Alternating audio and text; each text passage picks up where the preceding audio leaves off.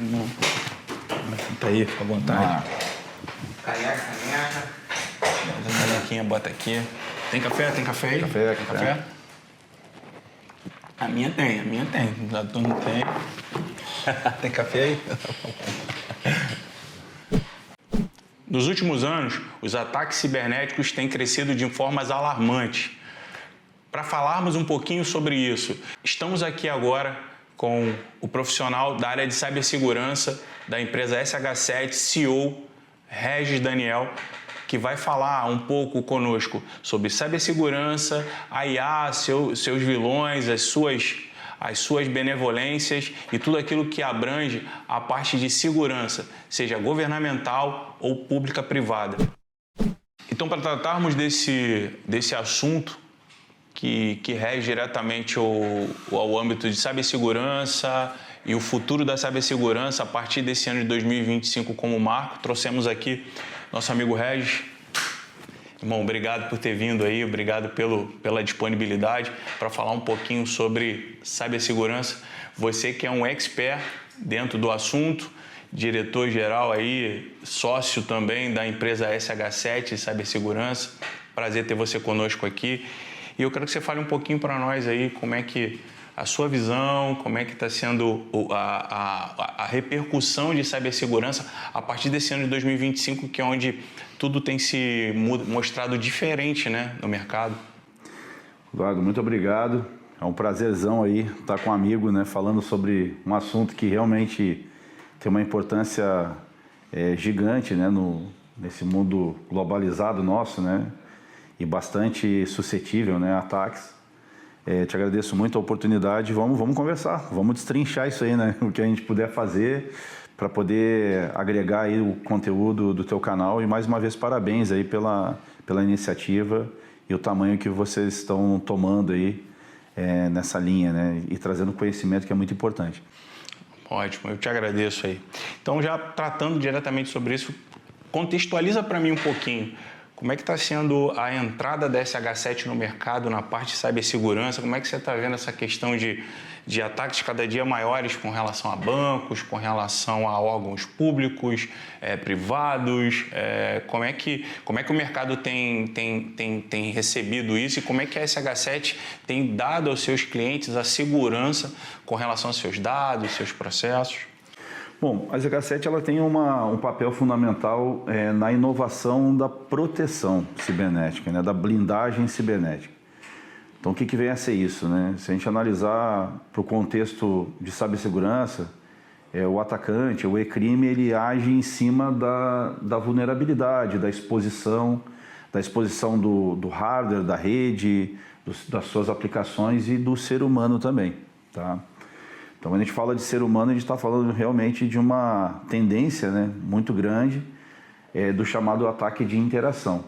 Então, se a gente pegar aí os últimos relatórios, né, de grandes players do mercado, um quantitativo muito grande de relatórios ocorreu a partir de maio desse ano, falando bastante desses ataques de interação partindo de 2024, dos anos anteriores, essa crescente.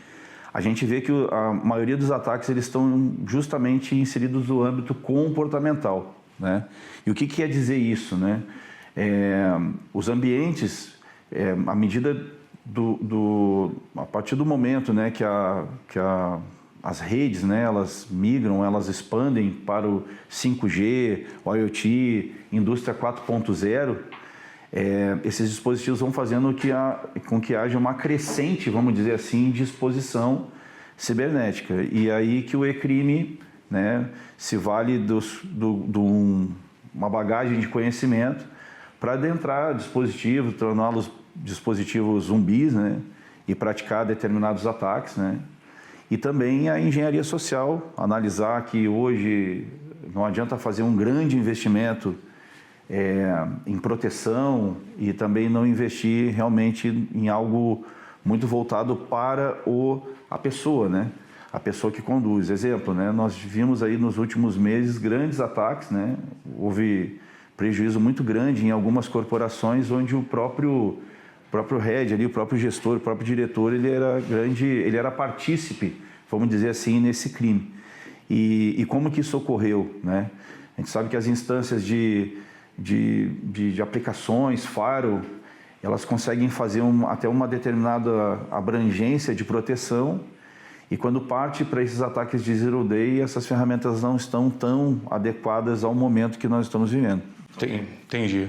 Então você acha que com essa movimentação toda de IoT, equipamentos agora todos interligados, a parte de trabalho remoto, isso tem influenciado mais ainda os ataques de interação, tem influenciado muito mais essas questões de ataques cibernéticos que tem a ver diretamente, né, com o público, que tem a ver muito com o privado, né, com governos que têm gasto bilhões, você pode falar melhor sobre isso, para questões de defesa dos seus dados. Então, você acha que essa parte aí de IoT, essa parte ainda é algo mais sensível com relação aos ataques? Perfeitamente. O que a gente nota, né, no mercado em si, na esfera governamental também, há uma crescente, né, de número de ativos, o próprio IoT, né, como nós falamos, mas também há um grande investimento em tecnologia, em firewalls, né, o WAF, ZPS, ZTNA, XDR. Então essas instâncias, né, elas possuem também interface IP. E a partir do momento que isso vai sendo instalado no decorrer, né, do tempo, na superfície, né, ou na rede, no enterprise ali da corporação, o nível de exposição também aumenta. Tá? Então, se a gente vai em ferramenta chamada, se a gente for usar assim o Shodan, né, ou o próprio Census.io, se você for fazer uma consulta, você pegar um range de IP, você consegue enxergar o tamanho da exposição, né, do determinada rede ou determinado órgão de governo, né? Isso é uma visão que a gente pode obter sem mesmo ter um grande conhecimento, como o hacker, né? Ele utiliza isso como uma ferramenta para verificar realmente o tamanho da tua exposição, tá ok? Então é um questionamento, né? Como é que eu invisto bastante em firewalls, né? Em fabricantes, onde estão lá no quadrante mágico do Gartner, como que eu mantenho, eu às vezes até eu acresço o nível de exposição da minha rede, tá? Isso tem um porquê, né? E a gente pode falar um pouco sobre isso, que é justamente entender que o que essas ferramentas, né, de firewall, o que elas fazem e por que está cada vez mais suscetível ao ataque, tá ok? Ok. Então eu entendo que o firewall ele é parte do processo, ele não é a solução para o processo propriamente dito. É isso que você quer dizer, né? Perfeitamente. A exposição é a interface. A interface IP ela tem uma exposição na rede. Então, a partir do momento que um firewall, né, ele precisa comunicar tanto com a rede interna quanto a rede externa, né, ou quanto a nuvem, né, vamos dizer assim, essas interfaces elas estão sendo mapeadas. E quando há um mapeamento, ou seja, precisa saber quando, mas o ataque ele vai ocorrer em algum momento. Pode não agora, mas em alguns meses, né, algumas horas isso pode estar acontecendo. No relatório de maio, né, da CrowdStrike, eu achei muito interessante, e eu acho que trazendo esse conhecimento, ele verifica o seguinte: a média de um ataque de Zero Day, que é o ataque de interação também, principalmente, né, sobretudo o ataque de interação, a média é de 48 minutos, mas houve registro de ataques que ocorreram em 51 segundos. Então, como é que isso aí acontece, né? A rede ela já foi exposta, ela já estava mapeada, né? Então, quando a ação ocorre, ela durou 51 segundos, não deixou vestígio, então isso faz parte realmente de um conhecimento que o criminoso se vale disso para poder atacar a tua estrutura. Mas vamos lá, se a gente analisar assim num contexto, trazendo, né, para o valor presente, né? O firewall ele bloqueia um IP malicioso, uma origem, né, maliciosa, ele bloqueia uma determinada porta. Mas o firewall ele não tem a capacidade de detectar um comportamento. Exemplo, um scanner, né, um escaneamento das portas. É um comportamento estranho. Né? Um dispositivo que o firewall, por exemplo, ele autoriza a tua máquina, teu IP de origem, a porta do serviço que você está utilizando, ele autoriza essa passagem. Mas não significa que a partir do momento que você começar a tomar medidas estranhas, né, ou comportamentos estranhos, o firewall não vai fazer esse bloqueio. E aí que você precisa aumentar realmente a aposta, né? E como é que você faz isso, né? E aí que a gente vai falar nos próximos, nos próximos momentos. São os nossos próximos tópicos. Mas é interessante você falar sobre isso, porque pensando em IA, que é hoje uma das ferramentas mais utilizadas no mundo, nós colocamos muitas informações numa IA. Então, em cima disso que você falou, que é algo de um ataque zumbi, né? Pensando nesse cenário, a IA, por exemplo, nós colocamos informações ali pessoais, de cunho pessoais, muitas das vezes, para ela pesquisar para nós. Usar um LLM para fazer um balancete financeiro, já falamos até sobre isso aqui no canal. Então, assim, quando você fala isso, corrobora muito com essa visão que eu tenho do que a IA ela pode trazer de malefício ou de benefício, né? Porque ela tem, muitas das vezes, essas informações que o atacante lá, que o hacker, ele precisa para chegar. Às vezes de um gerente de um banco, uma informação básica dele, de dados CPF, identidade, enfim.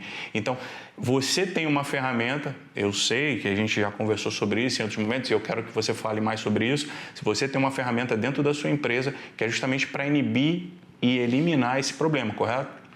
Perfeitamente. A IA, o uso da IA, né, vamos pensar assim, né?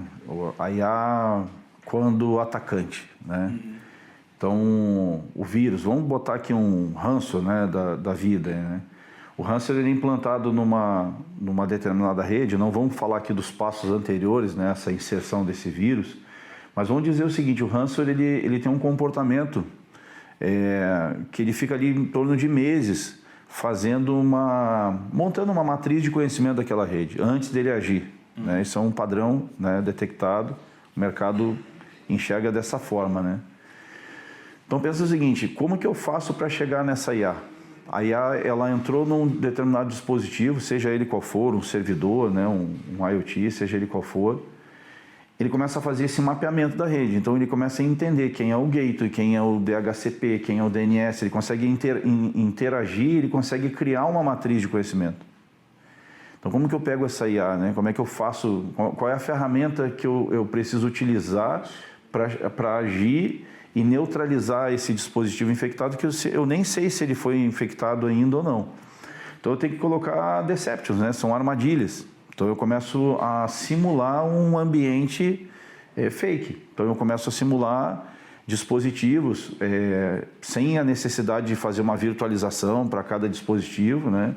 Mas eu gero deceptions fazendo com que o vírus crie uma matriz falsa. Por que isso aí? A partir do momento que ele se manifesta, digamos assim, para o alvo de destino, eu consigo detectar esse vírus, eu consigo neutralizá-lo. É assim que funciona.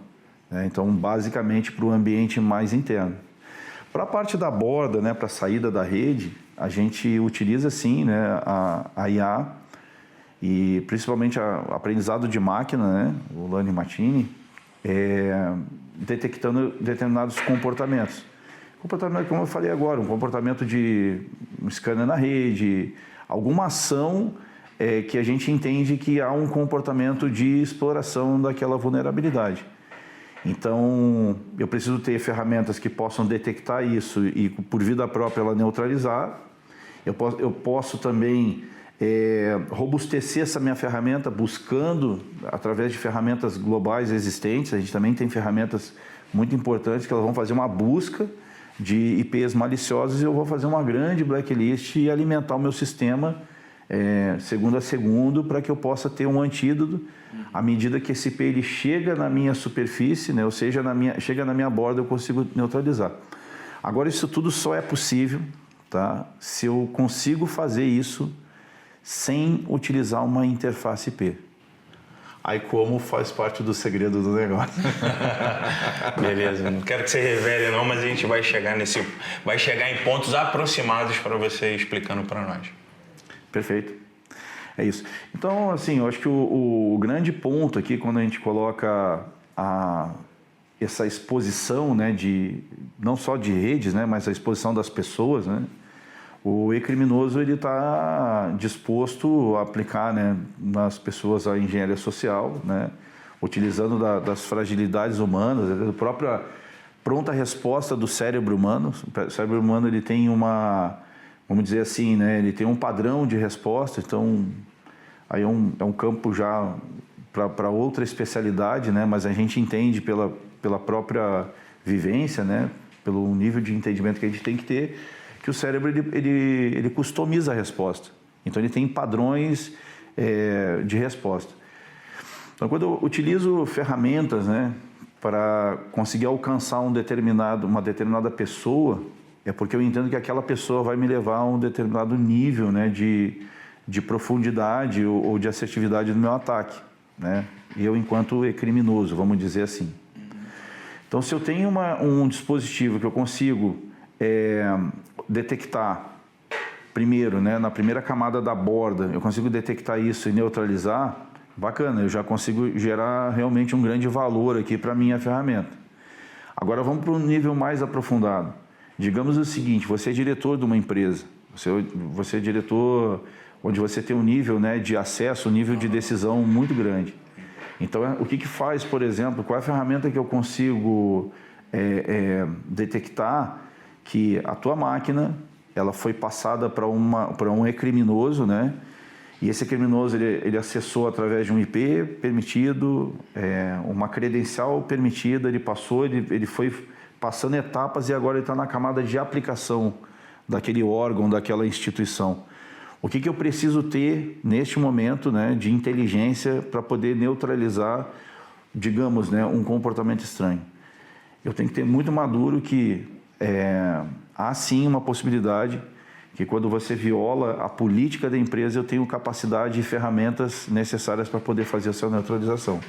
É por isso que a SH7 ela vem, né, nessa crescente, ela não é uma empresa que faz o trabalho, né, do Faro. Não estou dizendo que não seja importante, né? Cada peça, né, cada player, ou cada ferramenta, ela é importante no seu determinado local. Mas a SH7 ela vem com ferramentas justamente para poder fazer essa proteção, essa blindagem. Então, ou seja, a ferramenta era para fazer uma proteção ao faro, proteção à superfície, né, de ataque. E ela também se utiliza, né, de ferramentas para chegar na camada de aplicação, detectar comportamentos estranhos que violem a política, né, do órgão público ou da corporação, e eu consiga, lá na borda, determinar o bloqueio disso. Basicamente, né, não sei se a gente acaba elucubrando um pouco, mas basicamente seria isso. De uma forma sintetizada, né, passar aí um pouco, né, do que é a SH7, o que ela faz e as ferramentas que ela utiliza, como que ela faz, né? Perfeito, perfeito. Cibersegurança é o centro da revolução tecnológica. Hoje, muito do que nós temos, muito daquilo que nós vamos ver no futuro estão linkados à IA e todas as suas inovações, os malefícios e benefícios que ela nos traz. Vamos continuar falando mais sobre ela, mas se você gosta de tecnologia, inovação e tem buscado formas de entender mais como funciona a parte de cibersegurança e tecnologia como um todo, eu peço que se inscreva no canal, ative as notificações e sigam conectados.